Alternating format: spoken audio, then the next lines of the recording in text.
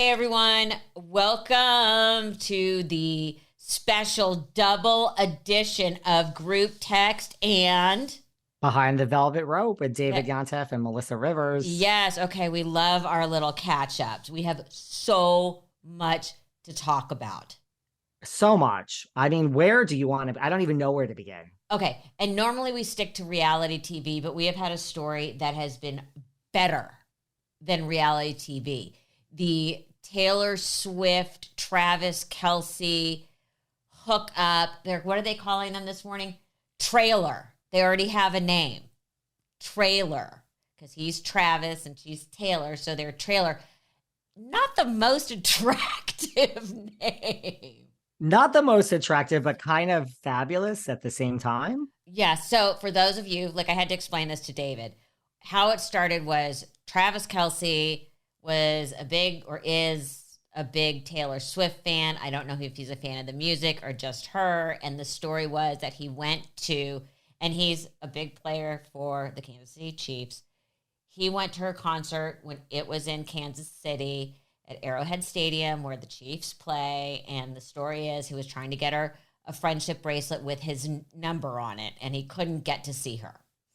So the story keeps playing out. It's constantly they're talking about it on air on his New Heights podcast with his brother, Bestow My Heart, Jason Kelsey. And it goes and goes, and there's all these crazy rumors, and Taylor's camp isn't saying anything, and the rumors are getting so big, and it's taking on a life of itself. And then suddenly these little weird things start happening. His brother keeps going, yeah, they're together. Just kidding. Then he suddenly wore a John Mayer t-shirt on air. And everyone's like, And we know that Swifties love a good Easter egg. And it went so far as the networks, specifically NBC, which was carrying the Sunday Night Football game, did promos talking about it. That were hilarious. Making fun of they're all doing the research on Travis Kelce for the week and it's all about Taylor Swift. All of a sudden, the announcers go wild and they look up, and sitting in a box with Travis's mother is Taylor Swift. And the place goes wild and everyone's freaking out, and they have all these little clips of him waving at her. And then they have him pointing her out to his quarterback, Patrick Mahomes, and he's waving, and he keeps looking up. And so then they left the stadium together in this perfect convertible.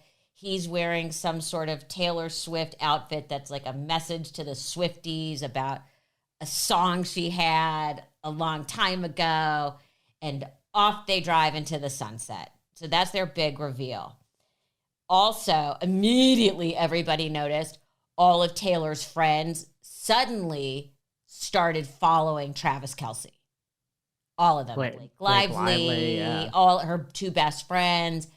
Poof, everybody was following him. Okay. Cute, sweet. I personally, after digesting this, feel really manipulated. Really? Why? Because and I love Taylor Swift. I wouldn't call myself a Swiftie, but I'm a big Taylor Swift fan. As a performer, I think she is one of the best of all times. And I like her music. I'm just not a crazed Swiftie. Everything is so calculated that I feel you just want to feel something's honest and a little bit organic and allowed to sort of play out with this huge storyline around it. Yeah, Taylor Swift has it. I mean, I love also how you called me yesterday and we're talking about this, and I'm like, is this guy a big deal, Melissa? And you basically, you almost dropped the phone and hung up on me. Okay, Melissa's like, I gotta go, David. I'm like, I don't know. I mean, listen, I'm a gay man. I don't know football from baseball. I'll be honest with you. But they are talking about, first of all, yesterday on Monday, Travis Kelce jerseys flew out of every place that sold them. There's been 1,000 memes that are hilarious. Everyone is talking about the fact that all these Swifties are now going to have to learn about football. It's going to be a ratings bonanza whenever the Chiefs are on TV. I'm sure they're quickly redoing the schedule. They know Arrowhead Stadium, which is already sold out, that there's going to be a premium on tickets.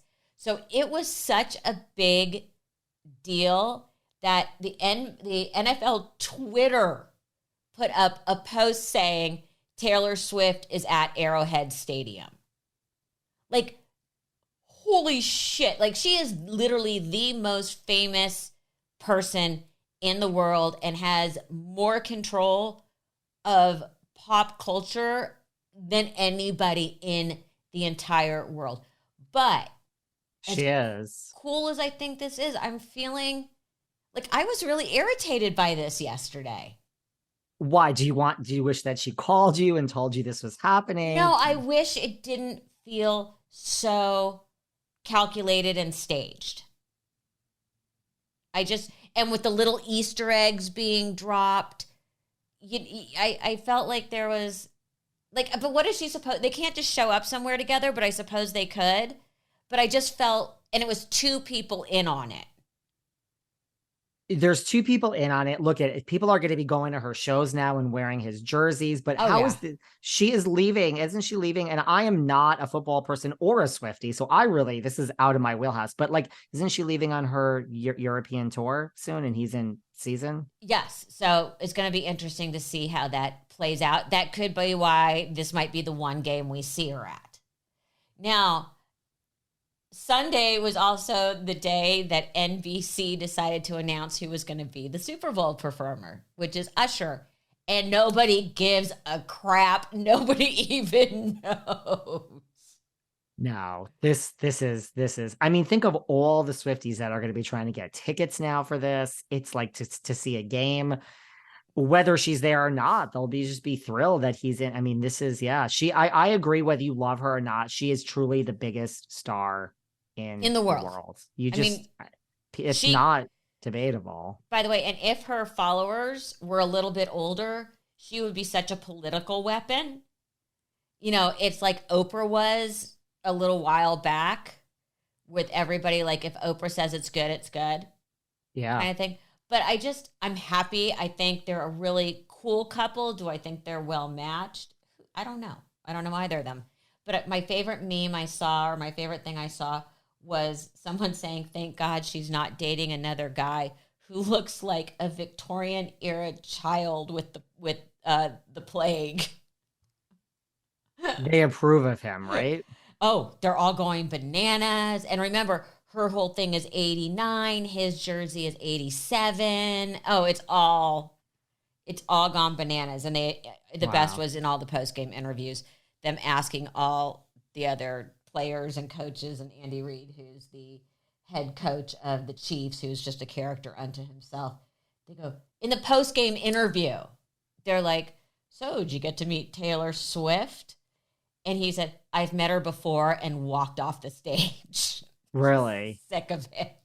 Well, I mean, I was going to say, he could expect that this is only the beginning. It'll probably be brought up in every interview. Yeah, but not great for the team or the football season. But now you matched my big thing with your own big story. And I actually cared about your big story, even though you didn't care about mine, but that's for a private conversation.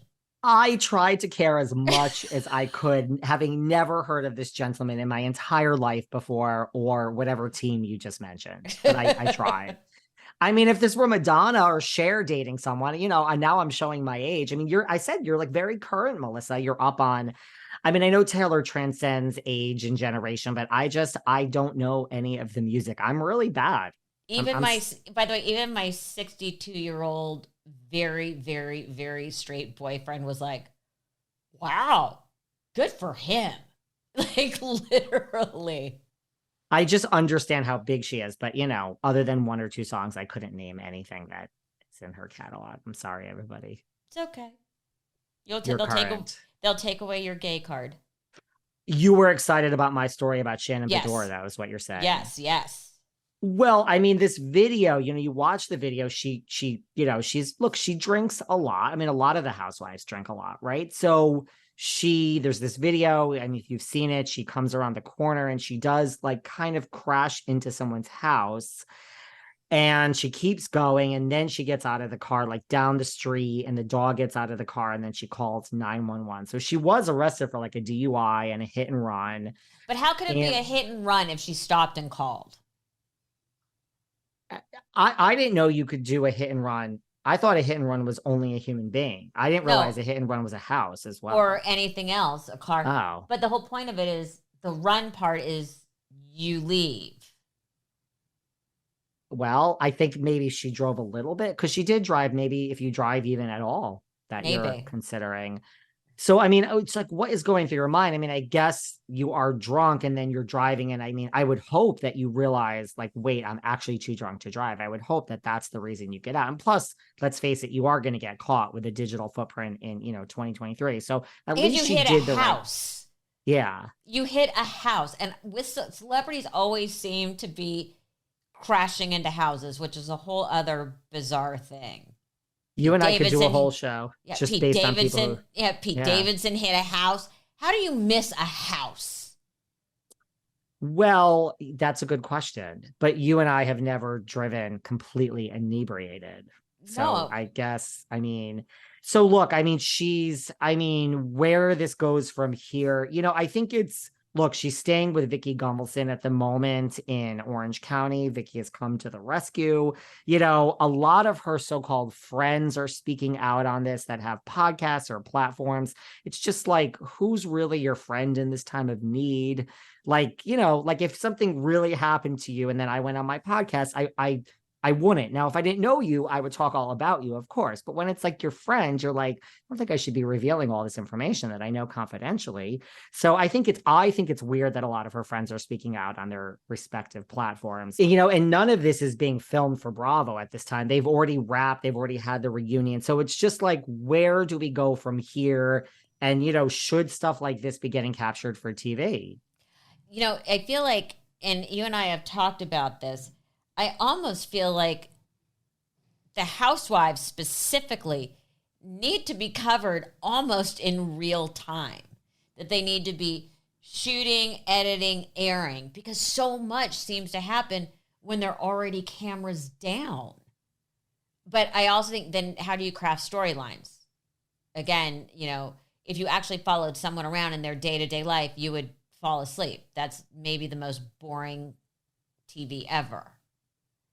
There's got to be like an in-between, because they pick cameras up for like Drew and Ralph's divorce on Atlanta. They pick cameras up for Kyle and Mauricio. They pick cameras up for Vanderpump Rules. Like, so it's 3 times this. They physically can't. The season is done. But to your point, I wonder if there's some change that should come with reality TV, just in the modern age that we live. I don't know how to do it either. I mean, it would be a production nightmare, right? I think it would be a production nightmare unless they do it on some sort of it would still be a production nightmare, I'd say, on some sort of a digital platform. News organizations seem to be able to do it and tell stories in real time, but they're little vignette stories. They're not these overarching season-long. Obviously, please, everyone, don't come after me saying that the news is, we all know the news is produced vastly differently than a reality show. I have worked in both. I've worked in both. I definitely know the difference. But if you're Bravo, how do you capture this other than in a PR way? That's the big question. Because, like you said, the season's not airing. The season's over.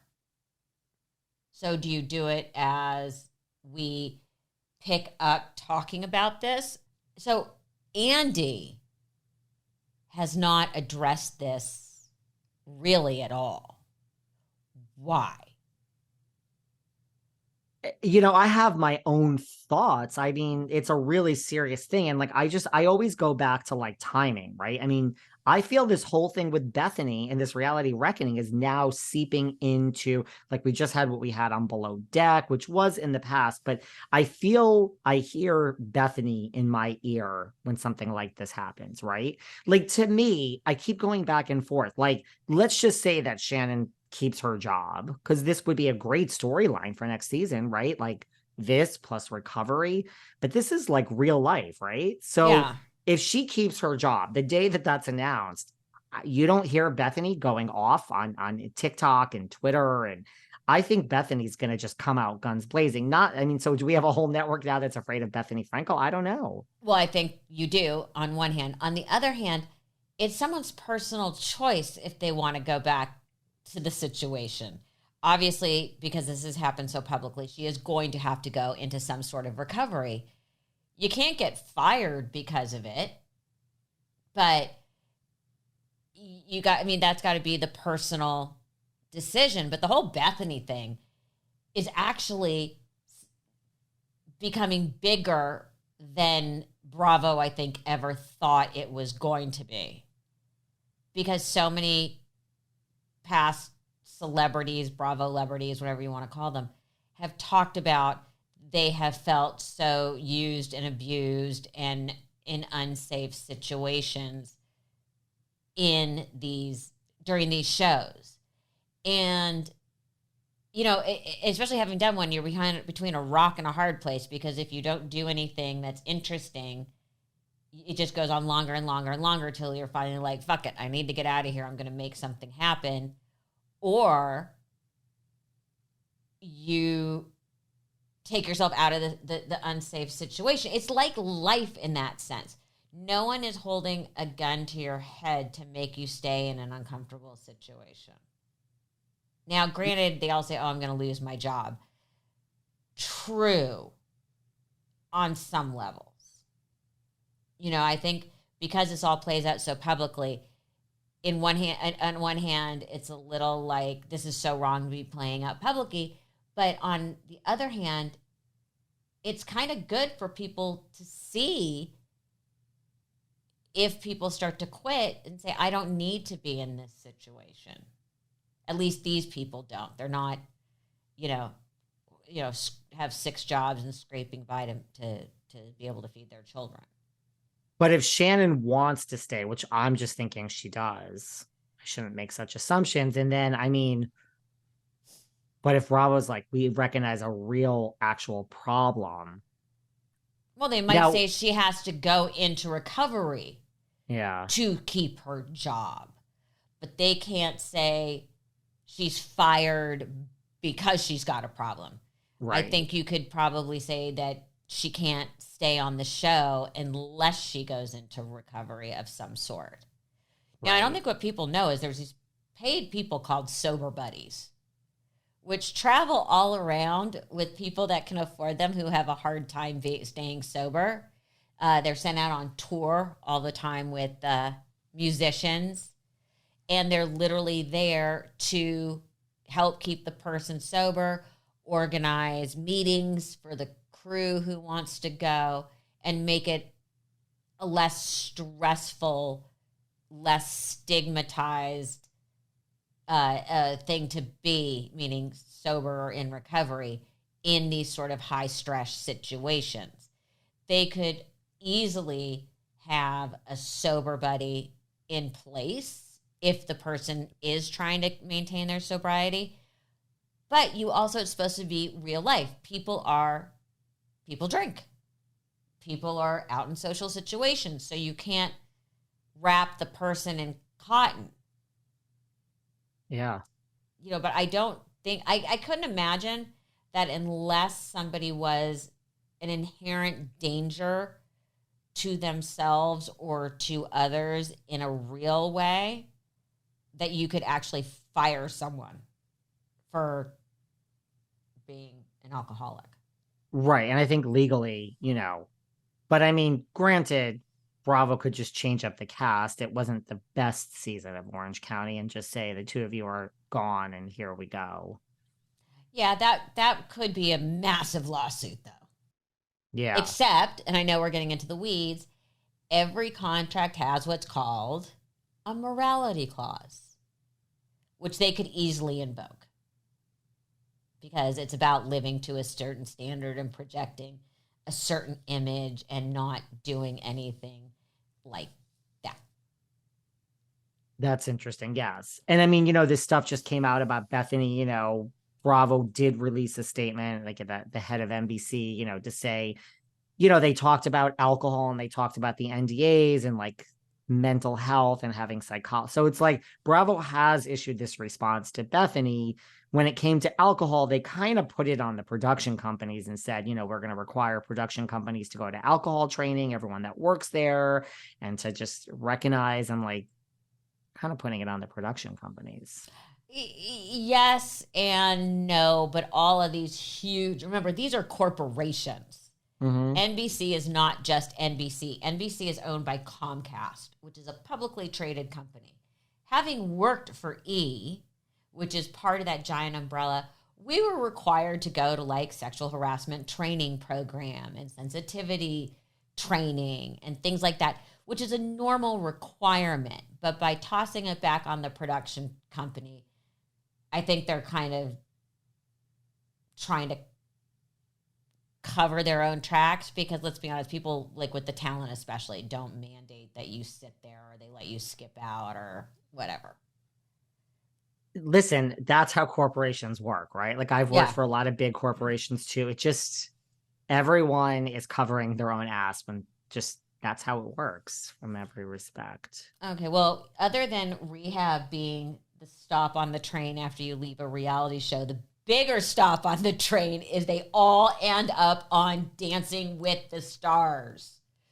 The housewives, the bachelors, the bachelorettes, literally. The Jersey Shore people. The Jersey Shore. It is like a best of.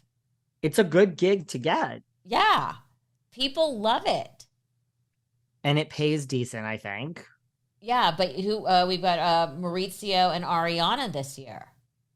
Too. I mean, I guess if you are, she had a year where she was in the press. He had a year when he was in the press. He's still in the press. He's still in the press. I guess it does pay to be like a big, they're not taking the B list. Look, I'm sure Kyle was asked first and she said, I'm too busy. I'm too this. The new season is premiering of Beverly Hills. She's going to be doing tons of press. She probably said, what about Mauricio? And they're like, well, his name is right next to yours in the press. Let's do it.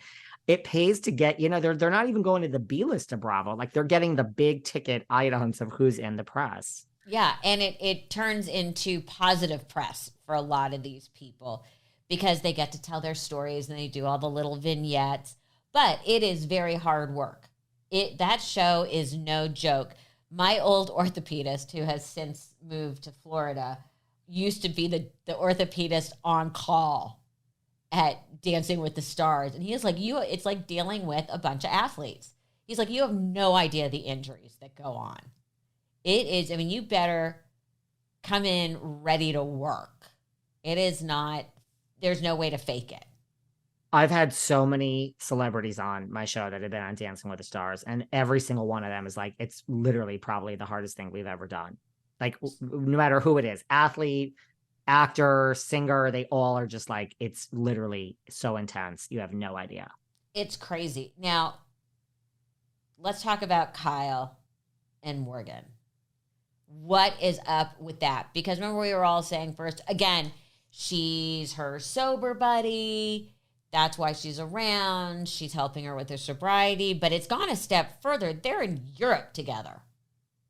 I mean, that's the thing. Like, I've spoken to some housewives off the record. We don't need to mention who it is. And they're just like coming around to being like, we don't, and they, might be in this town of Beverly Hills. They're like, we don't understand this anymore either. Because, the thing is, you already have the publicity, right? If it's for the documentary, the video, it got Mauricio on Dancing with the Stars, the new season, like we get it. Why are you in France together? It makes no sense to me. It makes no sense. I'm starting to think that this isn't just a publicity stunt. It is crazy, but you hear these stories all the time of people being like, I fell in love with the person. So you hear it all the time. I don't necessarily understand it, I can love you, Melissa, from I was going to afar, say, but you're telling me you're not going to fall in love with me. I'm not going to change you. no, it's just not. So I don't. I mean, again, I told you, you can come to my Hamptons house. I'll come Yeah. to your house in LA, and we can have a wonderful marriage. And Yes. With at separate night, wings. with separate wings. So yes, but they don't look in all these pictures like they're separate wings. They don't. Like there's one picture like they're kind of holding hands. Like you have to zoom in. I'm really confused. I'm often not less left speechless, but I don't know what's going on. I'm so confused. Now, here's the question, because they did go cameras it back up. Is this a long played PR stunt for the next season? Where were the ratings with Beverly Hills? Did they need a boost? Not last season with all the drama between Lisa Rinna and Kathy Hilton, the ratings were through the roof. Now, we've parted ways with Lisa Rinna for lots of rumored reasons. So I think, there's not a lot of drama circulating around Beverly Hills next season. But I feel personally, I don't think Morgan is going to be on the show. I think Cameras Up was like, let's go to the house. Let's have a meeting between Kyle and Mauricio and Farrah and, the daughters. I don't even think we're going to see Morgan. We might see her on Dancing with the Stars after Mauricio, but I don't think we're even going to. So I don't think this is for the show. And Cameras Up is over. I mean, we're talking November 1st. Like, this isn't being filmed. So I enjoy your theory, but I don't think this is for the show. I don't know. Maybe I'm all Taylor Swift did out and seeing Easter eggs everywhere. You want the Easter eggs, and you would be good on Dancing with the Stars, by the way. Thank you. FYI. They offered it to me years ago at a time that was not appropriate, which was right after my mom died. I did not think that should be my return to TV moment. And so I passed. I know the woman who's cast it for years, and she's lovely. I would have put out, in her shoes, I would have made the same offer. That's her job. And never been asked since. So it could have been a great moment, or you could have been in the worst pain of your life. So just think of it that way. Well, yes, but it's like, then you go, in hindsight, you're like, I would have done it a year later, but a year later they didn't want me. So there you go. And I'm not a reality star. And from so many years ago, I am seriously not as flexible. It's not easy. Yeah, 9 years ago, I could still do the splits. Now, probably not so much, and my back would go out. But I have a bone to pick with you. Tell me. You angered the stud of the sea. You angered Captain Lee. What did you do? Well, in my defense, I did not anger him. Aisha Scott on my podcast seems to have angered him. She was on and she was talking about, we were talking about the season where, Sandy came in to replace Captain Lee, and she said, really, listen, Aisha, she didn't mean anything against it. But she said, well, I mean, I don't know for sure, but she said, but listen, she also is very quirky and very funny. And first of all, she's Australian, and the way she jokes and the way she talks, she uses some really funny language. Yeah, like I never heard of a salty sea dog before. Maybe if you're a yachty or into yachting, it's another thing I don't know anything about. Apparently, I don't know anything about anything today. But No, she said it's okay. He was. Thank you. She said he was an old salty sea dog. And I mean, really what she was saying is he never should have even been on that season. Like he knows better. He could have injured someone. He wasn't well to even step on the boat. And so, Sandy replacing him. Yeah, that's great. But really, he never should have been there, those are kind of harsh words. But that's her opinion. Well, I mean, the next thing I know, apparently Captain Lee listened to the episode because he's talking about it on his podcast. And he is like, I welcome her. I will pay for her flight from wherever she is in the world. I will pay for her first-class flight. She can come hang out with me at my home. I will let her know that I am not old, that I am still with it. He's like, maybe I'll see her at BravoCon. But he was stuck on the fact that she called him old. So well, she angered him. Yes. So old salty sea dog, I think, is not an offensive way to describe someone. Especially, a captain and salty sea dog. My personal opinion was in that particular season she's talking about, he was having a lot of physical issues. And I think he had every right to try. But again, there are other people at risk. And we had just seen, remember, what's her name got fired for having Xanax that wasn't reported. Why am I blanking on her name? Hannah got fired for that. So it's a little, this or that. He did, when he knew he could not do it, step down. But I understand Aisha's point. I get it. It became different sets of rules. And I think, and I'm defending her right now, so Captain Lee, if you're listening, this does not mean I am a huge fan of yours. I think you made all the right decisions. I think she has, first of all, calling him an old salty sea dog is so accurate. It doesn't really mean old. It means a captain who's had years and, the sea is my mistress. Kind of thing. But she was right to have her opinion. And I think a lot of people felt that way. But I think what he took offense to, it was being called old, where she didn't mean old. But he is of a certain age. If it had been reversed, I think if he had not been him and he had watched that happen with another captain, I think, honestly, he was so responsible and he is such a good captain. I just wonder if he would have had the same feelings about the person even starting on the job. Yeah. Okay. Because he had a lot to say about, what just happened with Captain Jason and removing Luke and Laura. Like, I think I agree with you, actually. Okay, but now you brought up Captain Jason,